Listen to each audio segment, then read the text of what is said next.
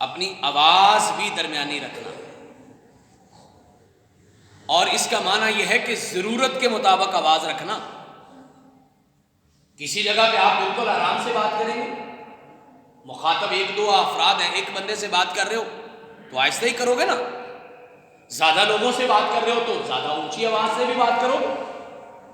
صحابہ اکرام کے زمانے میں لاؤڈ سپیکر تو نہیں تھا، لیکن اللہ کے پیغمبر جب نصیحت فرماتے تو صحابہ اکرام کہتے اللہ کے پیغمبر اتنی اونچی آواز سے بولتے تھے کہ گھروں میں بیٹھی پردہ دار خواتین جو ہیں ان تک بھی اللہ کے پیغمبر کی آواز پہنچ جاتی تھی۔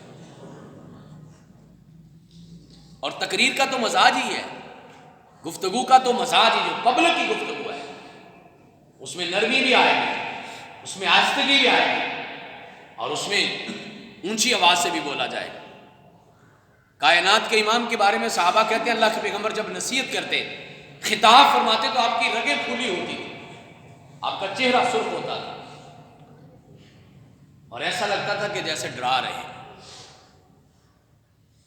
ہمارے تو یہاں پہ مجھے یاد ہے اچھی طرح، کسی زمانے میں جب میں نے قصور میں نیا نیا آنا شروع کیا تھا، اس وقت میں عذاب کے بارے میں زیادہ تقریریں کیا کرتا تھا، جہنم کے بارے میں۔ مجھے باقاعدہ لوگوں نے کہا مجھے ڈرائی جانتے ہو، کچھ اور بھی بتا دیں۔ ڈرانا بھی ہے، پیار بھی کرنا ہے، سمجھانا بھی ہے، نرمی بھی ہوگی، زور بھی لگے گا، اونچی آواز سے بھی بولیں گے، یہ سب کچھ تقریر کا حصہ ہے، اور یہ نیچرل وے ہے، یہ فطری انداز ہے۔ مخاطبین زیادہ ہوں آواز زیادہ بلند ہوگی، مخاطبین تھوڑے ہوں گے تو آواز تھوڑی۔ میٹھا میٹھا سٹائل نکلے،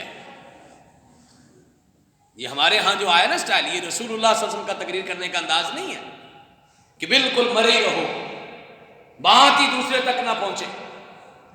یہ کائنات کے امام کا انداز نہیں ہے، یہ اسلام کا انداز نہیں ہے، یہ اسلام کے خطیب اور مبلغ کا انداز نہیں ہے۔ تو کتنی خوبصورت بات ہے، باپ اپنے بیٹے کو یہ سمجھا رہا ہے کہ بات کیسے کرنی ہے۔ کبھی سمجھایا اپنے بچوں کو؟ باپ اپنے بیٹے کو سمجھا رہا ہے کہ چلنا کیسے ہے، کبھی سمجھایا اپنے بچوں کو؟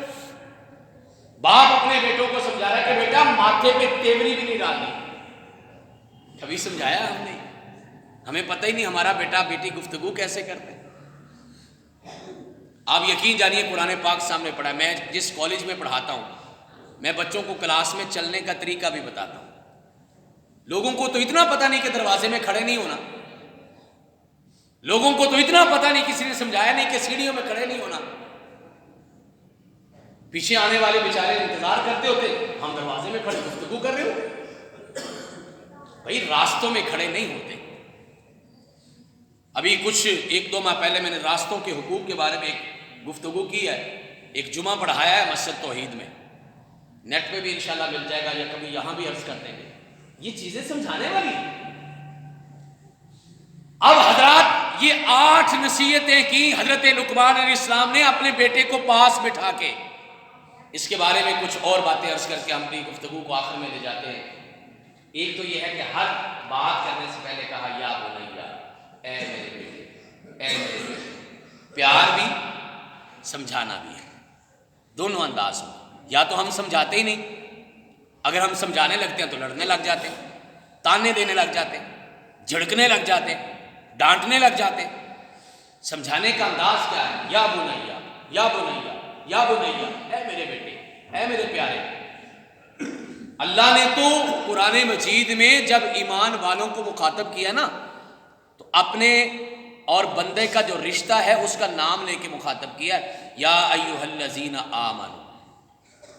اللہ اور بندے کا سب سے بڑا رشتہ ایمان کا رشتہ ہے، اور اللہ نے اس رشتے کے جس طرح کہا نا اے میرے بیٹے، اے میرے ایمان والو، اے مجھے ماننے والو، یہ سمجھانے کا بتانے کا انداز ہے۔ قرآن مجید میں تقریباً 60 مرتبہ اللہ تعالیٰ نے یہ الفاظ استعمال کیے، اے میرے پیارو۔ اس کا معنی یہ بھی ہو سکتا ہے اے میرے اپنے ہو، اس کا یہ معنی بھی ہو سکتا ہے نا جو مجھے مانتے ہو میری بات بھی مانو۔ یہ انداز ہے سمجھانے کا، اور نبی اور لقمان علیہ السلام کا انداز کیا ہے؟ ہر بات پہ کہہ رہے میرا بیٹا، میرا بیٹا، اے میرا بیٹا، بات سن لو۔ اور دوسری بات یہ ہے کہ اس حوالے سے ہمیں یہ بات بھی سمجھنی چاہیے کہ قرآن نے ایک بڑا زبردست لفظ بولا ہے، قُوا أَنفُسَكُمْ۔ اولاد کی تربیت کے حوالے سے کہا کہ اپنے آپ کو بھی بچاؤ اور اپنی اولاد کو بھی بچاؤ، گھر والوں کو بھی بچاؤ نارن آگ سے۔ اب مجھے سمجھائیں کہ اگر خدا نخواستہ آپ کا بچہ یا بچی آگ کی طرف جا رہا ہو تو آپ کیسے سمجھائیں گے؟ صرف دعا کریں گے کہ اللہ اس کو بچا لے؟ اس کو سمجھائیں گے بھی، باز نہیں آئے گا تو پکڑیں گے بھی، مزید باز نہیں آئے گا تو ماریں گے بھی، یہ انداز ہے۔ آخری کوشش یہ کریں گے کہ آپ نے اس کو آگ سے بچانا ہے۔ کہا ویسے سمجھاؤ، اولاد کی تربیت ویسے کرو جیسے اس کو آگ سے بچا رہے ہو۔ کبھی کبھار اس کی منت بھی کرو گے، کبھی کبھار اس کو اپنے تعلق کا واسطہ بھی دو گے، کبھی کبھار اس کو پیار بھی کرو گے، کبھی کبھار اس کو صرف نصیحت بھی کرو گے، کبھی اس کے لیے دعا بھی کرو گے۔ تو یہ سارے طریقے ہیں جو اولاد کی تربیت کے لیے ہمیں استعمال کرنے چاہیے۔ آخر میں 7 جملوں میں 7 باتیں سن لیں۔ آج کے دور کے حوالے سے میں نے کچھ چیزیں عرض کی ہیں اپنے بچوں کو۔ پہلی بات یہ ہے کہ اپنے بچوں کو خوش رکھا کریں۔ اور کیسے خوش رکھنا ہے؟ ایک بڑا عجیب اصول ہے کہ ہر وقت اپنے بچوں کو خوش نہ رکھیں، کچھ مان لیا کریں، کچھ نہ مانا کریں۔ ساری مان بھی لوگے نا تو بچہ ضدی ہو جائے گا، بچہ بگڑ جائے گا۔ کچھ مانو کچھ نہ مانو۔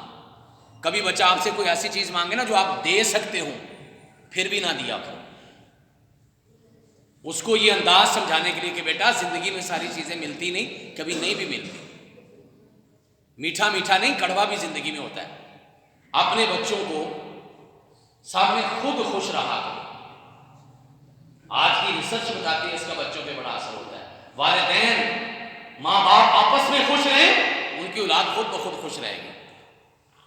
اور تیسرا کام یہ بھی کیا کرو کہ اپنے بچوں کے ساتھ تعلقات بڑھایا کرو، پاس بٹھاؤ، بچوں سے کھیلو، بچوں کے ساتھ باہر جاؤ، بچوں کو وقت دو۔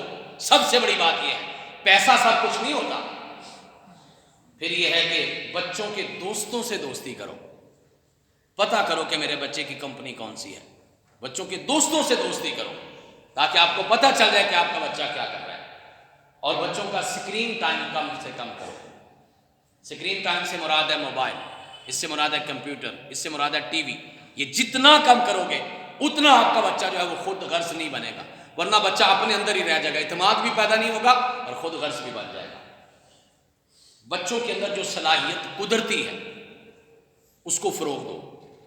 کوئی ایک آدھ صلاحیت ہر بچے میں بڑی ایکسٹرا قسم کی ہوتی ہے، اس کو فوکس کرو اور اس کو پروان چڑھاؤ۔ کوئی بچہ گفتگو اچھی کرتا ہوگا، کوئی بچہ تلاوت اچھی کرتا ہوگا، کوئی بچہ نعت اچھی پڑھتا ہوگا، کوئی بچہ اس کی ہینڈ رائٹنگ اچھی، جو بھی اس کے اندر صلاحیت اچھی ہے اس کو زیادہ پروموٹ کرو، اس کے اندر کامیابی کا تصور پیدا کرو۔ کامیابیوں کی تعریف نہ کرو، کوشش کی تعریف کرو۔ کامیابیوں کی تعریف نہ کرو، کوشش کی تعریف کرو۔ جو وہ کوشش کر رہا ہے اس کی تعریف کرو۔ نہیں بھی کبھی بندہ کامیاب ہوتا کوشش کر کے۔ اگر بچے کے نمبر تھوڑے آئے تو آپ نے بچے کو یہ نہیں کرا تو اول ہی نہیں آیا، بلکہ اس کو بیٹا نہیں کوئی بات نہیں، تو نے محنت ماشاءاللہ بڑی کی ہے، کرتے رہو انشاءاللہ آ جاؤ گے، پھر وہ بچہ آ جائے۔